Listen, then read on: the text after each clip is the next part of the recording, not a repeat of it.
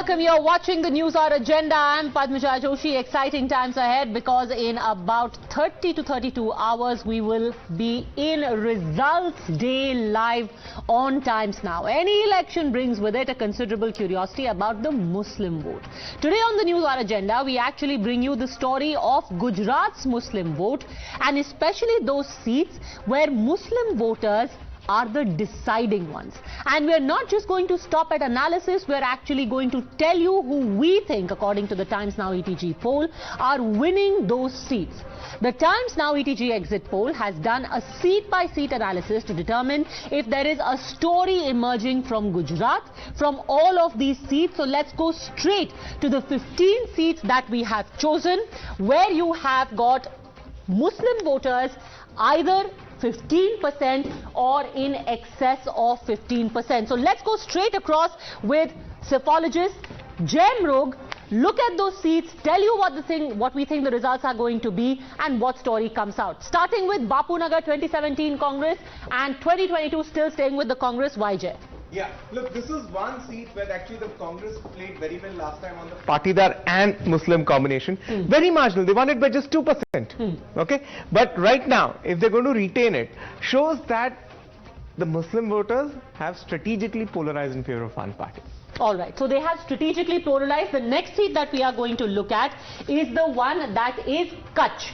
Bhuj. We are talking about Bhuj. This is in the Saurashtra Kutch region. Yes, yes. BJP 2017, 2022. Also tell me, many people are curious, if you've got a 20-25% Muslim population, how does the BJP continuously win in such seats? Well, the BJP strategy for the entire district of Kutch used to always be, if there are candidates with a good history of managing the local Muslim community relationships. What do you mean managing? Look, it's not as communally polarized a place, but in terms of having relationships with the communities, having that. Let me give you a simple anecdote. So that whole counter-polarization thing doesn't work. You're actually taking everyone along. Absolutely. I'll give you a small anecdote. I'm from the district of Kutch. So what happens is, suppose aapke gaon mein ek Hanuman mandir kuch ho raha. So that day there's a concept called a धुआं बंद in the गांव. धुआं बंद means kitchen का धुआं नहीं जाएगा, कोई नहीं पकाएगा. तो तभी इनको भी अलग से खाना पहुंचा दिया जाता है. Oh. So there are ways to manage the community relationships, and that works very well across Kutch. So BJP was very smart. All across Kutch, they have these candidates who are actually, who have the rapport and can manage के रखते हैं. So वो नाम के लिए आपको हमारे TV show में BJP Muslim vote, but it's based on local relationships. Interesting. So it's not always the logic of polarization, counter-polarization. There are actually local BJP leaders who've got pretty good relations with all communities. And Bhuj, says Jay, is one of those seats, which is why BJP continues to keep it despite a 20-22% Muslim vote over here. Dani Limra in Ahmedabad constituency, in Ahmedabad district, 2017 Congress. This time also it stays with the Congress. This is dominated by Muslims, but the largest population is not of Muslims. In fact, it is of scheduled caste. Scheduled caste. Dalit. It's a Dalit seat. So actually, it's a classic case of a Dalit and a Muslim combination seat, much like Vadgam, the way, Mr. Jignesh is, contesting. Funny story I'll tell you, I here went, and this is also one of the seats which the AIMIM has chosen to field its candidates in. The only two Hindu candidates that they have fielded because it's an SC reserved seat. And she said that this is the best seat for me because यहाँ पे सिर्फ Muslim ही नहीं, हम Bhim Meme unity पे चलेंगे. But from the looks of it, the AIMIM is not making much inroads. Neither Bhim nor Meme have voted for them. Again, strategic voting by the Muslims has happened, like you said here. Yeah, absolutely. See, and one fact about AIMIM, we should discuss it sometime again also. See, they succeed well in areas and states which are bordering the old Nizam's territory of Hyderabad. So they work well in places like Nanded and Maharashtra. But if they're going to work in either that or at the Bangladesh border, for example, what happened to them, they're very strong in places in Bengal, Bihar. Especially Bihar at the Bangladesh border. Which is at the Bangladesh border. So that border area Muslims. All right. So Dani Limda, next we're talking about Daryapur, also in Ahmedabad, 2017 Congress, 2022. So in cities at least, in the urban centers where Muslim concentration is there, Congress is still okay, Jay? Yeah, it's still okay. Now you look at the interviews which the Times Now correspondent did today morning. And they were saying, at those interviews from Sarkhej, which is very much urban Ahmedabad, the Ahmedabad region. And he said, no, there is no AP here, it's Congress. We saw this sentiment in favor of the Congress in Mehsana and Sidhpur as well, where they were saying, AP kya pata, Congress. So, the strategic is voting this a fear is of there. the unknown, that they think कि हाँ आप ठीक है, but अपना vote मत बांटो? Is that at play over here? No, I think AAP is also a little smart. It has decided to strategically vacate itself from urban areas in northern Gujarat, focusing more on tribal and south. Okay, let's look at the next seat that we have after the Daryapur. Very, very famous or infamous Godhra 2017 BJP and 2022 still BJP. One of the seats, by the way, through which the Prime Minister's roadshow had also passed. Yeah, and Godhra won in 2017 after 3 rounds of recount. So very close fight, about a 0.17% or 0.14% margin. So if the BJP is retaining that, I again assume it should be some slender fight only. Godhra also, incidentally, Yogi Adityanath was one of the main campaigners and came there, his supporters came there on top of a bulldozer. BJP is continuing to retain this. Margins may be very small, is what we are calling at present after Godhra. Let's take a look at what is the next seat that we have got. The next seat that we have right now is that of Jamalpur. Again, this falls in Ahmedabad. Congress continues to retain it, but we are being told that here the BJP Cong neck and neck will happen. Why is that? Yeah, because the AP does have some traction in pockets. Now, remember one thing, there's an AIMIM candidate here as well. What happens is, this seat has a mix of Muslims and Hindus as well. So whenever there is a candidate from the one more party that's having a Muslim candidate, that tends to be a split. The BJP won this in 2012. Mr. Bhushan Bhatt won. So it was merged with Khadia, his former seat. So remember this seat, because chances are, while we are telling you that this is going to be very neck and neck in 2022, there's a very strong chance that the BJP may end up taking this seat for 2 reasons. One, Jay has already told you that you've got an Aam Aadmi Party very strong face, which is Mr. Kabliwala, who is in the fray. He is the state chief of the AIMIM. But the other reason also is that within the Congress cadre, people weren't very happy with Irfan Khedawala, who has been fielded this time around. He is the sitting MLA. People wanted, the Congress cadre wanted somebody else to get the ticket. They felt उन्होंने बहुत ज़्यादा काम किया नहीं है यहाँ पे. So that's as far as Jamalpur is concerned. The next seat that we are going to look at is Khambalia. Khambalia, everyone keeps focusing on Isudan Gadvi, but it seems that the Congress, the BJP and the Aam Aadmi Party here are neck and neck, so they are going to wrest it away from the Congress.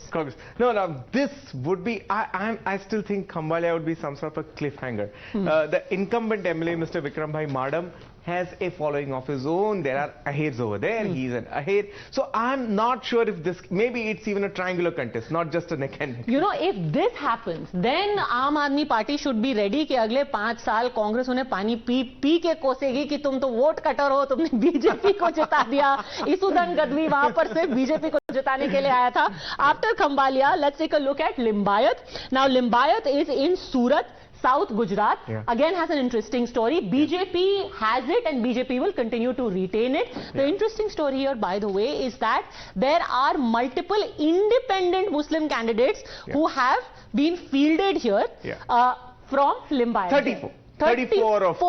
34 independent Muslim candidates have been fielded. No, and then there's one more interesting aspect. This is also a seat where the AP is playing on caste very well. So the BJP candidate is Sangeeta Patil. She's a minister. Now, the fact of Limbayat that's not been stated is it is a Marathi dominant seat in Surat. Oh, okay. And the Aam Aadmi Party has fielded a Taide, a scheduled tribe Marathi candidate. Okay. So here's a Patil was a scheduled tribe Marathi candidate and 34 Muslim candidates. So you've got the AIMIM in the fray over here. You've got the Aam Aadmi Party. You've got the Congress, the BJP. They fielded Muslim candidates. The AIMIM, of course, is Muslim. And Sanjeev got 34 independent. We're not saying anything. We're just saying, well, it's quite a bit of a coincidence. Mandvi, which is again in the Kutch region, that was with the BJP and continues to be with the BJP. You know, so far the trend that we've seen, 15 seats that we have identified with a sizable Muslim population, a large number of them seem to be going to the BJP. Yeah, no. Now, see, it's actually very interesting. Some of them, are results of splits, like Khadia, Jamalpur Khadia, right? Some of them are results of polarizations, and some of them, like those in Kutch, are results of social rapport. So it's a beautiful mix of all sorts of strategies. So there are no clear binaries as far as Gujarat is concerned. It is vibrant with its castes. You know, all the different, even the Dalits, there would be different. There'll be Rohits, there will be Vankars. So even among Dalits, you've got different. No, again, let me give you one more anecdote here. This is one of the few states, especially this district of Kutch, where, even amongst the Dalits, there are very prosperous communities. So you just spoke of the Vankars.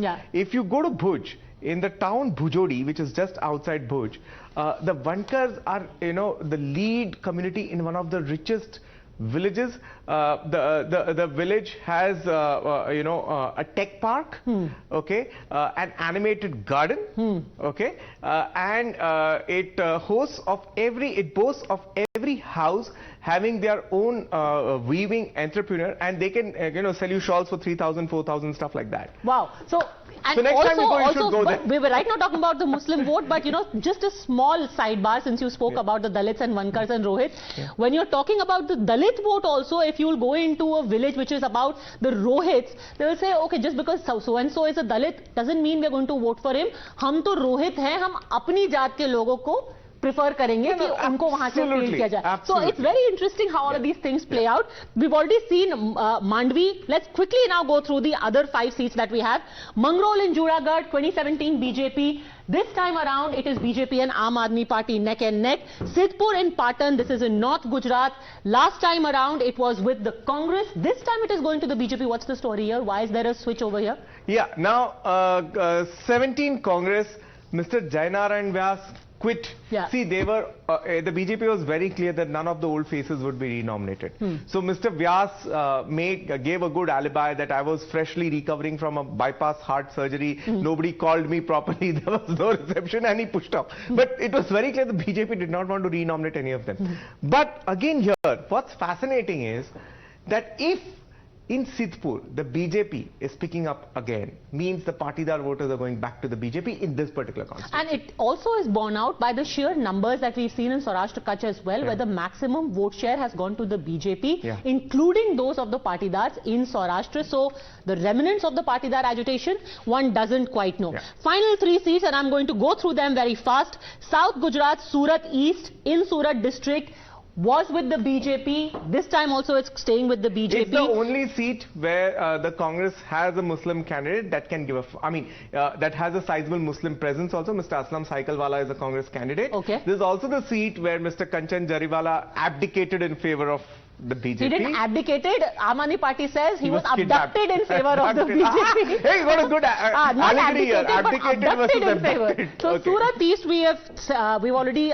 predicted is going to stay with the BJP. Final 2 seats. Vadgam in Banaskantha, that is North Gujarat. Everyone knows it because Mr. Jignesh Mewani, now the Congress candidate. It says independent to Congress, but it's the same guy. It's Jignesh Mewani. But again, here don't write off. The contest is interesting because when he moved to the Congress to take the official ticket, the person who was the aspirant of the Congress ticket, Mr. Waghela, moved to the BJP. And so, I think last time around, Mr. Waghela had been fielded by the Congress in the neighbouring constituency. And he had lost to the BJP. So he was anyway nursing a grudge. And he wanted to stake his claim back. He's come back. So I think this year only he has come to the BJP and he has been fielded against. And finally, I'm going to talk about Vejalpur, which is also in Ahmedabad, central Gujarat. BJP had it and BJP continues to have it, which basically brings us to the big point, viewers. The question is, what are all these seats telling us? So far, we had been told there is a Muslim vote, that it is a captive vote bank, that all parties know that you are going to be king if the kingmakers, the Muslims, are with you. The AIMIM was supposed to be a big party which is going to take it away in chunks, but clearly, Gujarat and the Muslim seats are telling us quite another story.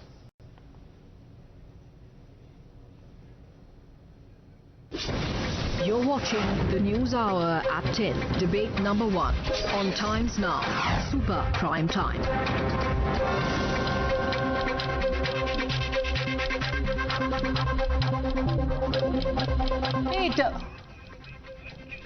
We have Sanju Verma, National Spokesperson of the BJP, Shoaib Jamai, Chairman of India Muslim Foundation, Lokesh Jindal, Political Analyst, Dr. Piyush Joshi, also Political Analyst. Lokesh Jindal, I want to start with you, and Jai Mrug, of course, has been here with us decoding everything. I want to start with you.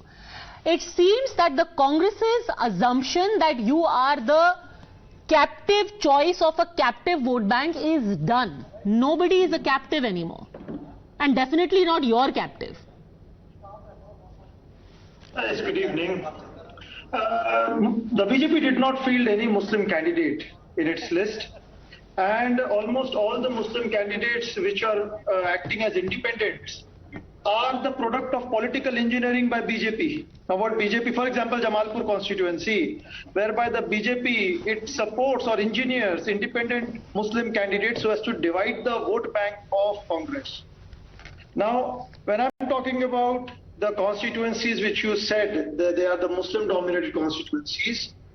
The Muslims in the state, in Gujarat, know it very well that what is the political ideology of BJP. Sir, the point is the BJP is not your opponent for Muslim votes. It is the Aam Aadmi Party, because here the Muslim is thinking we need a voice. And you have ceased to be the voice. Anyone who is at least giving a fight is the voice. There are independent MLAs being fielded, supported by BJP so as to divide the vote bank of Congress and make sure that Congress does not retain that constituency. Sir, I am showing you the vote percentage. As far as the Muslim voter is concerned, close to half of them have now gone to the Aam Aadmi Party.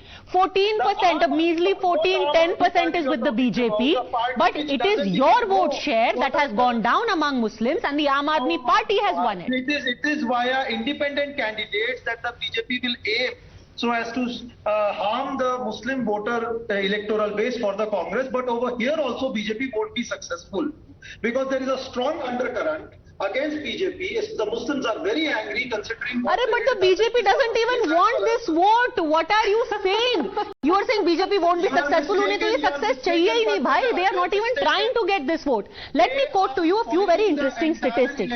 Do you know, sir, hold on a second, that actually it was way back in 1980 that the Congress party, you keep saying ki bhai BJP fascist hai, BJP anti-Muslim hai. You know when was the last time that you fielded about double-digit candidates? It was in 1985 when you had 12 candidates. In 1985, you had 11 candidates, 8 were selected. Before that, in 1980, under Madhav Singh Solanki, you had 17 candidates and 12 of them were selected. Is saal to aapko bhi le de ke 6 log mile, 6. And let me read out to you a news report from the month of October, which says that your own minority wing, the Congress's minority wing, had sought at least 11 tickets for Muslims. You halved it to 6. Sanju Verma, respond. Thank you, Padmaja, for that very detailed analysis. Without getting into too much of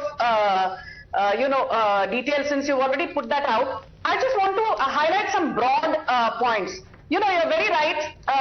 There are areas which have more than 10% or 12% Muslim dominance by way of population, be it Rajkot, be it Kheda, be it Jamnagar, be it Kutch, where the Muslim population is actually 21%. And last time in Kutch, which has traditionally been a Congress stronghold, out of 6 seats, we got 4 seats. We opened our account in Jamnagar North last time.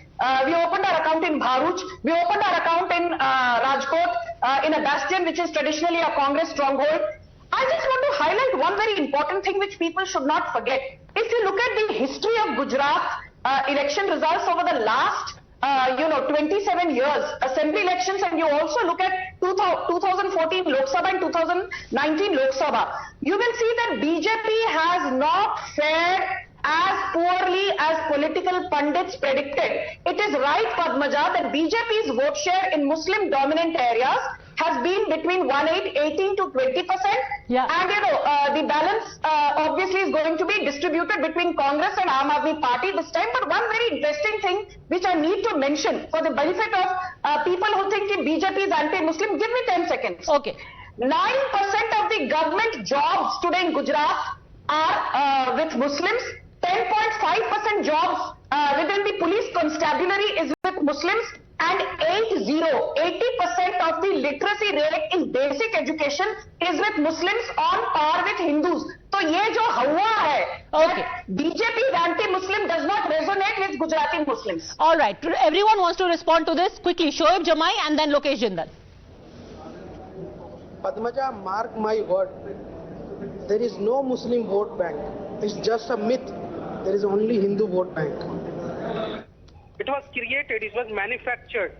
It was manufactured to create some kind of sense of perception that Muslims are being used by Congress or some secular party. No, there is only Hindu vote bank, and it is evident from the current statistics that Muslims always look for an alternative. Their votes have been divided. Their votes have been divided from the Aam Aadmi Party to Congress to MIM. So there are various alternatives. But the Hindu vote bank, the politics of Hindutva actually polarized the Hindu vote bank, and now they become the Hindu vote bank. They will vote. So are you saying that the Muslim vote bank has ceased to exist? It is completely invisible. It has ceased to exist. Shoaib Jamai. Absolutely. Okay, Muslim vote has ceased to exist. Lokesh Jindal. किसके पीछे भाग रहे हैं आप? Lokesh Jindal respond. Muslim vote has been made redundant. The Muslims comprise of 10% population in Gujarat, and it's a sizable number. 9.3. And there are various, yes, around 10%. There are various constituencies which are dominated by Muslim communities. So you cannot say that there is no Muslim vote bank. And from the history we have seen that the electoral politics, it has played an important role in determining the fate of a political party. So, but BJP as a political party, pro-Muslim, it is like there are two M's. There is a saying, there are two M's that are pole apart in Gujarat. One is Modi, other is Muslim. So it is not, I mean, there cannot be any form of, fine. You cannot club to close. But sir, there are also two C's which I want to ask you. One is Congress and the second is क्यों आपने 11 मुसलमानों को ticket नहीं दिया as was demanded by your own minority cell of the Congress. क्यों के से आएगा ना? अक्टूबर में कांग्रेस माइनॉरिटी सेल सेड कि 11 मुसलमानों को टिकट दे दीजिए, आपको ले देकर आधे ही मिले 6. See, it is not with respect to whom we are giving the tickets, but the party in itself is committed to the cause of the minorities. The party, whether any person gets a ticket or not, but the party and its fundamental ideology is not to discriminate against the Muslims, to bring about. You know, the funny thing is, before I bring in Dr. Piyush Joshi, the funny thing is that here you have got the Congress sympathizer vociferously defending the idea of a vote bank. It should be a good thing, right? If the idea of a captive vote bank becomes redundant, people should vote as individuals, not as a bank. My vote is not a mutual fund. Yeah, and people should be voting as issue-based groups. Right? Now, and the fact is, across the political spectrum, sheerly out of sheer necessity, most parties have started themselves dismantling this concept. The BJP has been expanding, giving tickets to Thakurs, moving beyond Patidars, giving tickets to Brahmins. The AAP has been targeting Kohlis. So in a way, everybody's expansionist motives are sort of self-dismantling this construct. There's no reason why the Congress party should be still hung up to it. One wonders when that light is going to shine. Dr. Piyush Joshi, but many would actually accuse the Aam Aadmi Party of being cynical. BJP was the first of the bloc to completely ignore Muslims. Aam Aadmi Party is quietly following. Well, Aam Aadmi Party. That being said, it's paid off, but it's cynical. Actually, what Aam Aadmi Party politics revolves around is very simple. We want a healthy and educated India, and if it's for Muslims, that's what we desire. If it's for Hindus, that's what we desire. If it's for Dalits, that's what we desire. Because for Aam Aadmi Party, as far as I have understood the party and its principles, every Indian matters, every vote matters. And we respect and thank whosoever has placed their faith in us. And whether but it is Dr. Muslims, Joshi, Hindus, or anything. let me give you a classic example. Before the Punjab election, Aam Aadmi Party government in Delhi went to Singhu border and said, हम अपने किसान दोस्तों की सेवा करेंगे, उनको Wi-Fi देंगे. Gujarat election के पहले, none of your party members went and visited the family of Bilkis Bano. They didn't even speak on Bilkis Bano. Why is that? You cared enough to go and meet the Kisans ahead of Punjab election. Why didn't you go and meet the family of Bilkus ahead of Gujarat elections? Look, it is. I have personally participated in many debates, and I have actually condemned the release of the different. But to take it up as an election issue is very different. You remembered Ganesh ji, Saraswati ji on currency notes, but you didn't remember Bilkis. To be fair, actually, at least Jignesh Mevani took it up. And he spoke of it in his sabha.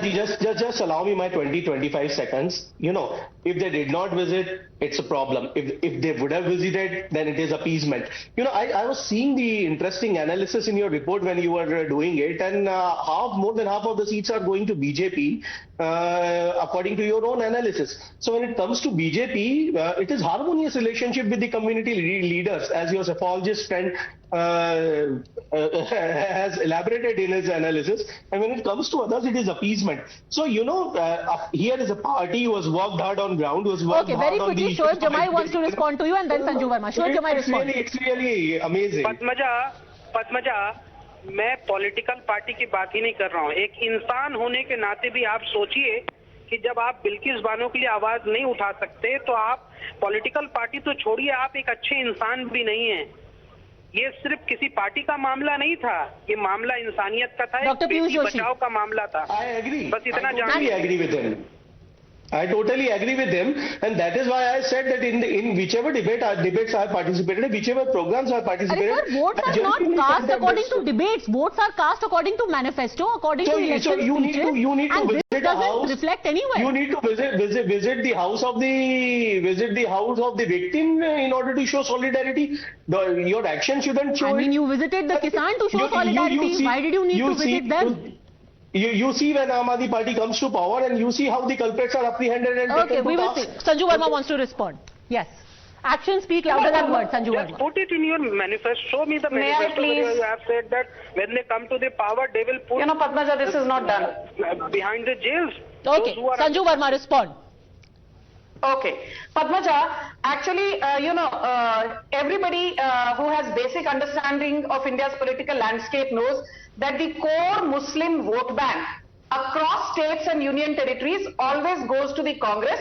The BJP is a distant second or third depending on the semantics.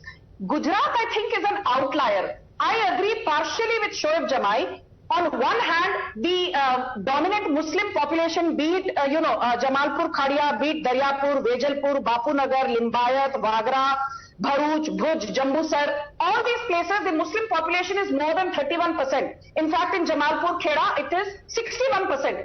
I culled out some data and I found out that in all places where Muslim population is more than 31%, in 2012, out of 10 seats, BJP got 8, Congress got 2. In 2017, the split was 5+5. The point I'm trying to make is that cutting across the caste and religious lines, Muslims have also voted as Labharti. Because don't forget that the urban poverty ratio in India Lokesh Jindal. Muslims is so what the banks that you were banking on, the BJP has created another bank.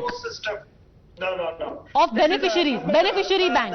The loopholes in the first past the post system and the use of muscle and money power so as to deflect the voters as well as bring about some form of a trimming of the voters and backing independent candidates. It should not be concluded that now BJP suddenly enjoys the support of the Muslims. So when you're talking about the actual way in which the voting takes place, actual outcome, a lot of factors they are needed to be considered. All right. I'm just going to end it by asking you one thing. Data. You say, Lokesh Jindal, that the Congress is the one that truly believes in Sabka Saath, Sabka Vikas and, reaching out to all communities with love and compassion. I have only one question to ask you. Bharat Jodo Yatra is currently in Rajasthan. Will the Bharat Jodo Yatra go to the house of Kanhaiya Lal? His family needs love. His family is a victim of hate. Will the Bharat Jodo Yatra include the family of Kanhaiya Lal? Yes or no? Yes. You want to talk about Jorna, na? You want to speak against hate. It has you a should go there. predefined route. I mean, if it starts circumventing the entire India, I think it will reach Jammu Kashmir after 100 years. Right. So when I'm talking about the en route, It will meet, and in the Bharat You haven't answered the question. I didn't speak of Kashmir. I spoke of Kanhaiya Lal. Kashmir छोड़िए, कन्हैया लाल की बात कीजिए. आप कह रहे हैं ना नफरत के खिलाफ बोलना चाहिए, बीजेपी नफरत फैला रही है, मुसलमानों के अगेंस्ट है. आप सिर्फ इतना बोल दीजिए, if you are speaking for everyone, go meet Kanhaiya Lal. Create करना His family. कि हम एंटी हिंदू हैं. हम एंटी हिंदू क्यों होंगे भाई? हम हिंदू नहीं है. Okay, I think I'm just going to leave it at that. This was just a hypothetical question to underline the fact that for very long all of these analysis and this kind of captive vote bank theories have been propagated on the back of a very dangerous divisive concept. If electoral politics has come to a point which is, by the way, very mature, where people are looking beyond their religion and voting in their interests, then it should be welcomed by all. Thanks very much, all gentlemen. Sanju Verma for joining me.